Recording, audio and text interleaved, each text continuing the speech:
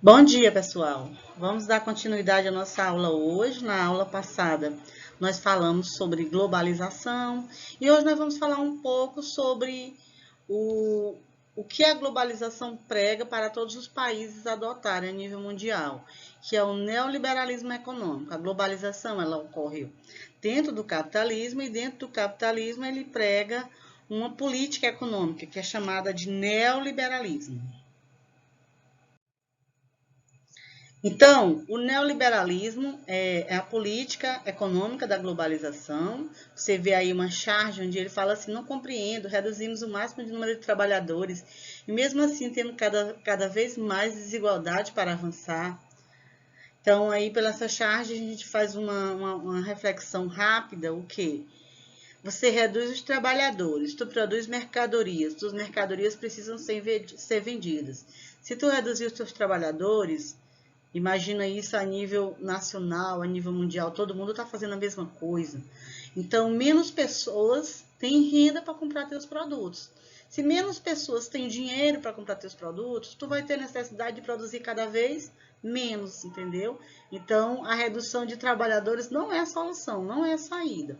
Então, esse assunto ele está lá no capítulo 3 do livro de vocês. Então, função do Estado na economia capitalista. Para o capitalismo, o Estado deveria ter apenas essas funções aqui, ó, essas funções aqui. Manter a lei e a ordem, preservar a propriedade privada para que ninguém invada minha casa, ninguém invada minha fábrica, meus terrenos, certo? Resolver conflitos entre grupos sociais e econômicos. Então, aí quando tiver um conflito entre o trabalhador e o empresário lá que estão discutindo porque o trabalhador acha que foi explorado, o patrão acha que não explorou, aí o Estado entraria aí para mediar esse conflito, dizer quem é que tem razão, estabelecer relações políticas e comerciais com outros estados, então ir buscar outras relações com outros países, primeiro para evitar a questão de guerra, e segundo porque a gente precisa vender mercadorias, exportar para ter dinheiro internamente e importar para poder evoluir, para poder desenvolver o nosso país. Só que ao longo dos anos, dentro do capitalismo, o Estado ele foi adquirindo outras funções, porque o Estado, entenda aí o Estado como país, nem todo país é igual. Você tem país que é desenvolvido, como os Estados Unidos, como a Inglaterra, como a Espanha, mas você vai ter países que estão em desenvolvimento, como o Brasil, como a Argentina, como o México, e tem país aí bastante atrasado ainda, como a maior parte dos países da África. Então, de acordo com a evolução desses países, o estágio no qual eles se encontram, o momento no qual eles se encontram, o Estado teve que passar a fazer outras funções, que não são essas que o capitalismo queria aqui. Mas o Estado passou a criar empresas estatais, porque o capital privado não tinha interesse em criar essas empresas, ou não tinha interesse, ou não tinha dinheiro suficiente para fazer esse investimento, então o Estado foi lá e fez. Então, aí você tem empresa de energia, você tem empresa de distribuição de água, certo? O Estado também passou a construir a infraestrutura. Necessitava fazer rodovias, necessitava fazer portos, aeroportos. E aí, inicialmente, nos países mais pobres, que não tem um grande fluxo de pessoas de um local para outro, o capitalismo individualmente não vê lucro, e o capitalismo ele vive de lucro, ele só faz qualquer coisa se ele tiver lucro. Então, eu vi aqui, não vale a pena eu construir um aeroporto nessa cidade aqui, ou nesse determinado país, então não vou construir. Então, o Estado, para desenvolver aquele país, aquela região, ele vai lá e faz esse aeroporto, dá a infraestrutura. Então, o Estado também ele faz esse investimento em educação, em saúde, moradia, de forma que aquelas pessoas que não podem pagar por uma educação particular, por um plano de saúde, por uma casa, aquela prestação exorbitante de R$ 1.800, o Estado entra aí subsidiando, dá uma educação gratuita, um plano de saúde que é o SUS, no caso do nosso Brasil, e constrói uma casa para a pessoa, ela pagando uma prestação aí irrisória de R$ 25, R$ 30 ou R$ 100. Então, ele entra com esse investimento aí para melhorar a qualidade de vida da população. O Estado também, ele criou o sistema de aposentadoria para os trabalhadores, quando, depois de trabalhar um determinado tempo, precisa ter uma renda. Então, ele cria esse sistema de aposentadoria de forma que você contribui sua vida toda, mas quando chegar determinado tempo, você vai se aposentar e vai receber uma renda. Pensão também para aqueles que morrem, a pessoa responsável da família morre, então fica a esposa, ou fica o marido, ou ficam os filhos, e precisam sobreviver, e não tem mais pai nem mãe. E o seguro-desemprego para o trabalhador que no momento está desempregado. Então, aquele período ali de 6 meses, 3 meses, enquanto ele vai atrás de outro emprego, enquanto ele acha outro emprego, ele tem um auxílio, que é o seguro-desemprego.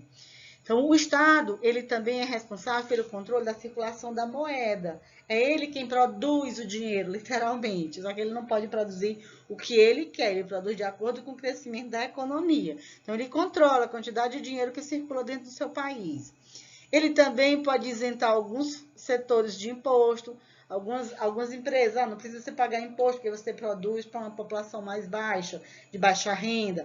Ou então aquelas pessoas que nem um pequeno agricultor, vai no banco, tira um empréstimo, o juro é baixíssimo. Então, o Estado está subsidiando isso aí, entendeu? Ele está pagando a diferença.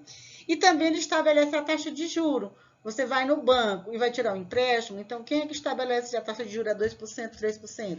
É o Estado. Só que aí foram funções que ele foi acumulando ao longo dos anos. Mas dentro da visão neoliberal, o Estado não deve ter essas funções aí. E aí, se ele não deve ter essas funções aí, como é que surgiu o Estado neoliberal e o que ele defende? O Estado neoliberal, ele veio do liberalismo econômico, que pregava a não intervenção do Estado na economia.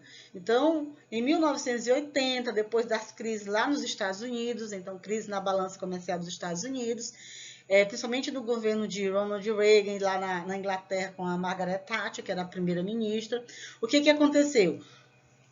Eles viram a necessidade, a equipe econômica, entendeu? Veio a necessidade de que o Estado agora não precisa mais intervir na economia, que ele está intervindo bastante. Então, ele tem que abrir as portas do comércio para exportação, para importação de mercadoria. Tem que ajudar as grandes empresas para que elas possam ter lucros, ter suas vendas, tirar alguns impostos dessas grandes empresas, estão cobrando menos impostos dessas empresas, entendeu? O Estado também tem que reduzir seus gastos, então o Estado aí tem que ser um Estado mínimo, certo? E para que ele reduza seus gastos e seja um Estado mínimo, ele tem que investir o mínimo possível em educação, em saúde. Quem deve fazer esse investimento aí são as empresas privadas, que devem criar as escolas particulares, que devem criar os planos de saúde. O governo não deve fazer investimento nesse tipo de coisa. E um dos principais fatores que eles colocam para os países como o Brasil, em desenvolvimento, é que eles devem privatizar todas as empresas, privatizar quer dizer isso, vender, todas as empresas que pertencem ao Estado. Então, o Estado, naquela época lá que ninguém podia, ninguém queria construir uma estrada, o Estado foi lá e construiu, investiu.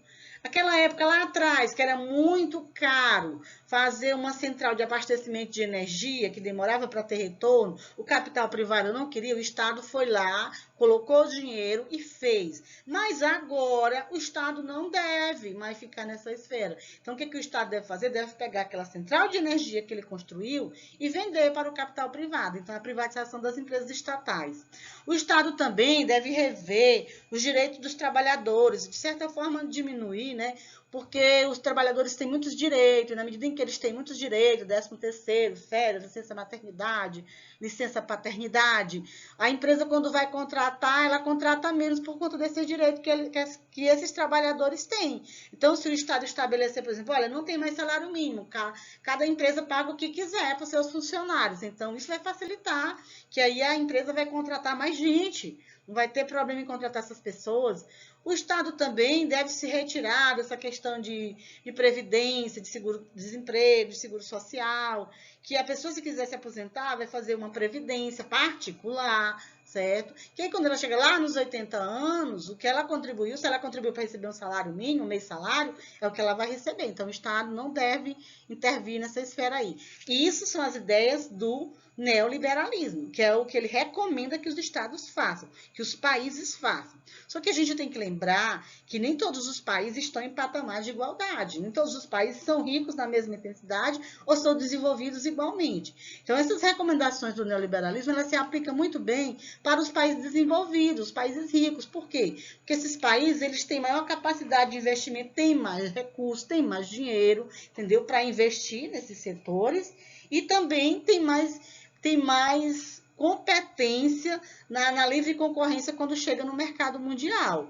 Então, alguns países isso vai ser perfeito para os países desenvolvidos, mas para países como Brasil, México, Argentina, o Chile, países da África, pobres da África, adotar essas políticas neoliberais ao pé da letra, isso pode acarretar em sérias crises no futuro e uma miséria muito grande da população. Então, há de se tomar cuidado com essas políticas que a gente vai empregar no nosso país, né?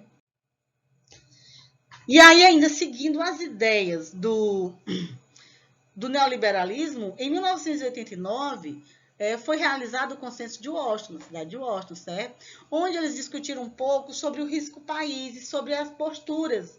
Por exemplo, o país não é obrigado a adotar o neoliberalismo, mas se esse país não adota as políticas neoliberais, não reduz seus gastos, não diminui os direitos dos trabalhadores, não diminui o investimento em educação e saúde, esse país vai ficar muito difícil ele tomar um empréstimo junto ao FMI, que é o Fundo Monetário Internacional, ou junto ao BID, que é o Banco Interamericano de Desenvolvimento. Então, vai ficar muito difícil. Olha, eu não estou dizendo para você fazer isso, mas se você não fizer, vai ficar difícil de você pegar empréstimo.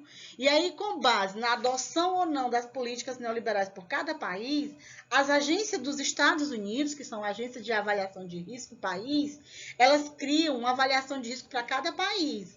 Será que é arriscado emprestar dinheiro para o Brasil? O FMI é arriscado ele emprestar dinheiro para o Brasil? É arriscado o FMI emprestar dinheiro para a Etiópia, lá na África?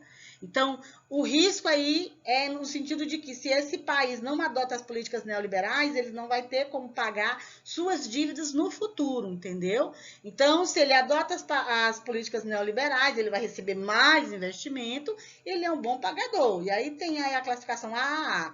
Se ele não adota, entendeu?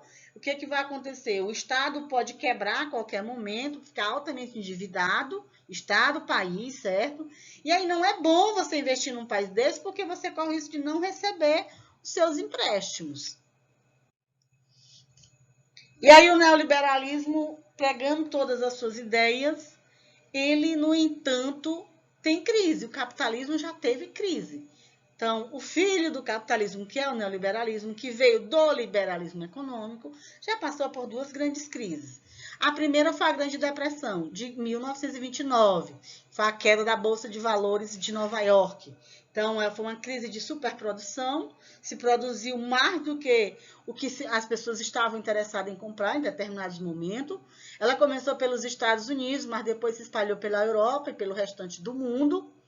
As consequências, na medida em que essa crise se espalha pela economia dos Estados Unidos e no mundo, várias empresas vão quebrar, então falência generalizada. Se essas empresas vão fechar, elas vão demitir trabalhadores em massas. Se esses trabalhadores vão estar demitidos, eles não vão ter dinheiro para consumir, então o consumo também vai diminuir.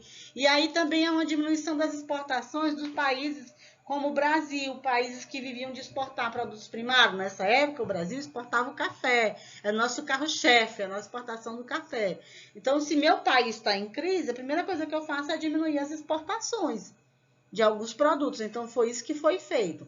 E a solução para resolver a crise de 1929? Aí apareceu um economista, John Maynard Keynes, que elaborou um plano econômico chamado New Deal. Nesse plano econômico, ele pregava um modelo no qual o Estado, e agora sim o Estado vai participar da economia, ele precisa participar, porque só o Estado pode tirar a economia da crise. Então, o Estado entrou participando da economia, criando obras. Através dessas obras, ele gerava emprego, e aí ele chamou lá de pleno emprego, certo? Gerava emprego. Na medida em que os trabalhadores estavam empregados, eles tinham renda. Se eles tinham renda, eles iam comprar, e se eles iam comprar, a indústria ia aumentar a sua produção. E aí a economia ia crescer. E aí, nessa época também foi falado que o Estado ele tem sim que regular as relações do mercado para evitar futuras crises. Então, não deixar a economia aí por si só resolver, não. O Estado tem que estar controlando de alguma forma. E aí, quando chega em 1980, que aí ele já diz, não, chega de Estado, não queremos mais Estado, queremos Estado mínimo na economia. Que aí, quando nasce lá o neoliberalismo. E aí, em 2007, 2008, a gente tem a segunda grande crise do capitalismo, já no neoliberalismo econômico. Entendeu? Deixaram de seguir o que o Keynes falou e aí voltaram de novo para o Estado mínimo. E aí, qual foi a causa? A causa foi o financiamento dos imóveis dos Estados Unidos, que ele financiava as casas com juros baixos. Ela começa nos Estados Unidos, e como os Estados Unidos é uma das economias mais importantes do mundo, rapidamente, com a globalização ajudando atualmente, ela se espalhou por todo o mundo. E aí, levando consequências para vários países. Todos os países, em menor ou maior grau, foram afetados por essa crise, ou ainda estão sendo afetados por ela.